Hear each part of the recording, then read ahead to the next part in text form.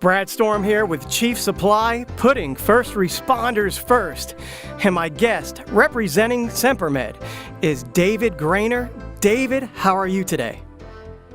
I'm doing fantastic, Brad. How about yourself? I'm doing great. And, you know, I was a fireman for 14 years, and we always preach safety.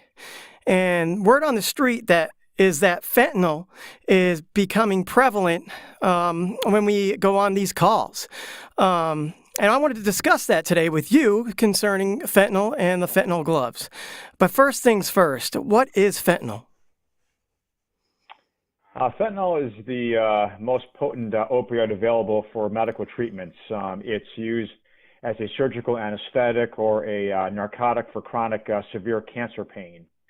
And it is a class 2 incapacitating agent per the CDC. So it's basically 8,000 times more potent than morphine. And the problem, unfortunately, is that recreational fentanyl is being illegally produced and sold as heroin, and also now being pressed into counterfeit pills. Oh, wow. Now, how can someone get exposed to fentanyl, and what are the effects? Well, basically, fentanyl can be absorbed through the skin with effects ranging from disorientation to coughing, sedation, respiratory distress, and even cardiac arrest occurring within seconds of contact. Oh, wow. So if you don't have the right protection as far as your gloves are concerned, you could be in some serious trouble. Absolutely. Now, what is the DEA's view of fentanyl?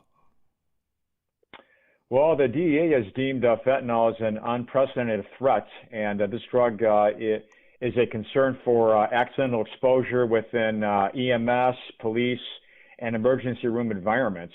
And these risk factors are emphasizing the importance of offering gloves that have been tested for fentanyl permeation. Now, how prevalent is the risk to being exposed to fentanyl?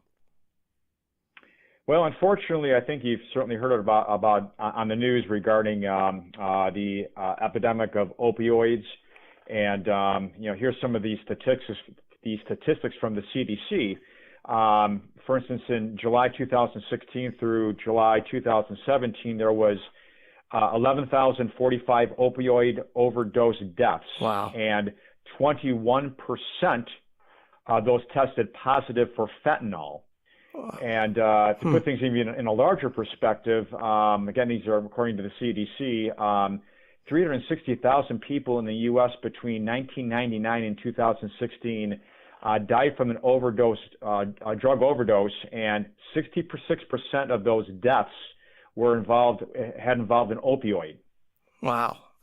So it's, fentanyl is on the rise, and it's a very dangerous situation when public safety, firefighters, police officers, anybody in that field encounters this situation. Now, this is important to ask. How is Sempermed addressing the issue regarding fentanyl exposure? Well, we've taken some very proactive steps. There are fentanyl-tested gloves on the marketplace that are available, but we are, according to what we have heard to this date, is the only glove company that has a line of thinner milled to high-risk gloves that are available. All the other glove companies out there just basically have your high-risk, ultra-thick, ultra-long gloves. So we have some gloves that could be more so used amongst like EMTs and in the police, with the police officers, correctional officers. Our gloves were actually tested by an accredited independent DEA lab according to the standards set forth by the CDC. And after a duration of 24 minutes, there was no permeation in 5 of our gloves that were tested. Oh, wow. So this is very important, and the problem is that a lot of people can't afford the very expensive, ultra thick, ultra long fentanyl tested gloves. So we now have an option available that is more affordable for people to use, and certainly is addressing the risk of potential fentanyl exposure. Now, David, bouncing off that, I went on, I talked to an individual in a fire station the other day, a captain, and he was saying, hey, man, we really don't encounter fentanyl. It's mostly the other drugs that are out there. What is your response to that? Well, my response would be is that if there is a threat out there and there is a potential exposure risk, you've got to protect the people. Just like, for instance, when you're using gloves in general, you're protecting yourselves against bloodborne pathogens like HIV, MRSA, hepatitis. Mm-hmm. So although there's a very small percentage of people that might be actually encountering a fentanyl situation, there is that risk that is out there, and there have been documentations of people that have been exposed, that have been servicing the community in the EMS, fire rescue, and also the law enforcement community. So, why take a risk and potentially have one of your workers exposed to fentanyl, which the consequences could be pretty severe.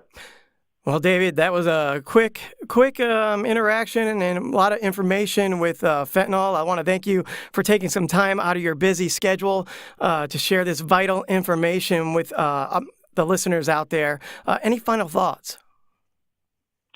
Well, my final thoughts would be, again, is why take a risk and have any of your workers potentially exposed to fentanyl when there are inexpensive and very affordable means to help protect your workers. So be proactive, don't be reactive, and do the right thing. Head over to chiefsupply.com and you can get more information on the Sempermed gloves and the many products Chief Supply has to offer.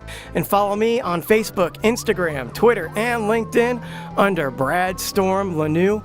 And remember, when duty calls, turn to Chief Supply, putting first responders first.